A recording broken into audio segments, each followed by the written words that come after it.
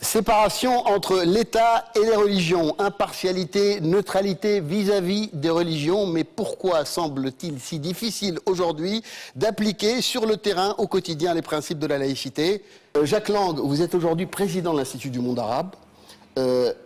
Cette fonction a pris une dimension particulière depuis les attentats qui ont endeuillé la France.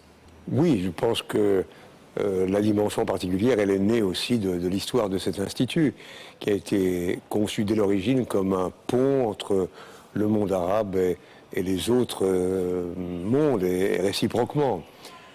Oui, on peut dire cela, mais en même temps, chacun dans cette période apporte sa pierre ou sa manière d'être face à de tels événements.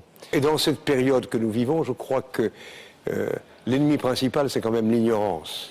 C'est la méconnaissance, ce sont les préjugés, c'est le mépris de l'autre. Et l'Institut du monde arabe, avec beaucoup d'autres, essaye au contraire d'exalter l'idée de respect et de tolérance. Aujourd'hui, que se passe-t-il, Jacques Lang? Pourquoi est-il si difficile d'appliquer ces principes?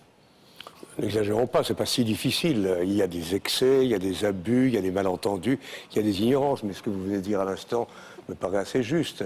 Peut-être qu'il faut rappeler quand même que, historiquement, la loi de 1905 de séparation des églises et de l'État intervient dans un contexte politique particulier.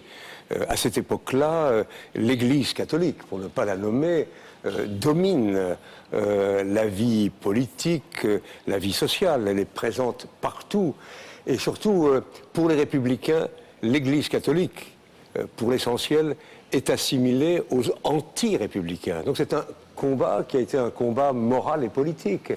L'on souhaitait que l'Église catholique, qui, sauf quelques exceptions, a été très liée au pouvoir dominant, à la monarchie antérieurement, qui a combattu la République, soit complètement dissociée de la République et de l'État.